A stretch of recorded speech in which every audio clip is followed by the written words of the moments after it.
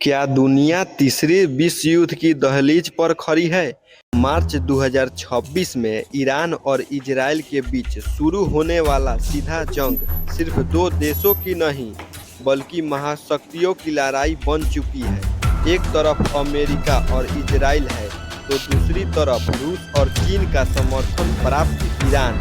लेकिन इस युद्ध के कारण भारत को कितना नुकसान भुगतना पड़ेगा? हालात तब बिगड़े जब ईरान ने इजरायल पर अब तक का सबसे बड़ा मिसाइल हमला किया। जवाब में इजरायल ने ईरान को तेल ठिकाने को निशाना बनाया। वहीं यूक्रेन में रूस ने नई हाइपरसोनिक मिसाइलों का इस्तेमाल शुरू कर दिया है। ये दोनों युद्ध मिलकर दुनिया की सप्लाई चेन को तोड़ रही है। जैसे समुद्र रास्ते लगभग बंद होने की कगार पर है। पेट्रोल पंप की कीमतों और शेयर बाजार का ग्राफ और भारत का मैप। मित्रों, अब हम बात करते हैं आपके और हमारे ऊपर प्रभाव पड़ने वाली। भारत अपनी ज़रूरत का ज़्यादातर तेल इन्हीं इलाकों से मंगाता है। अगर ईरान ने समुद्र रास्ता बंद कर दिया तो तेल में लगभग किलो पर 20 रुपया बढ़ोतरी हो सकती है। और सबसे बड़ी बात है महंगाई की मार। ट्रांसपोर्ट महंगा होगा तो सब्जी, फल और रोजमर्रा का सामान महंगा हो जाएगा।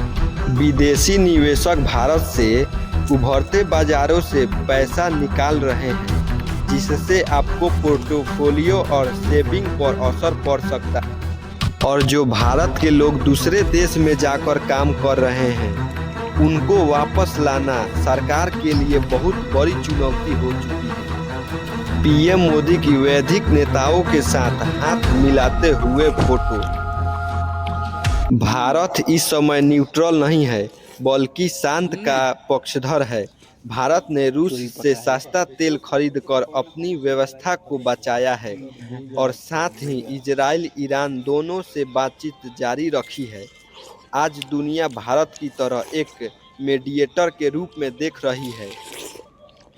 युद्ध किसी के हित में नहीं है, लेकिन भारत अभी भी सोया हुआ है। आपको क्या लगता है? क्या भारत को इस युद्ध में किसी एक का साथ देना चाहिए या शांति की अपील जारी रखनी चाहिए? कमेंट में अपनी राय दें और ऐसी ही जानकारी के लिए हमें सब्सक्राइब जरूर करें।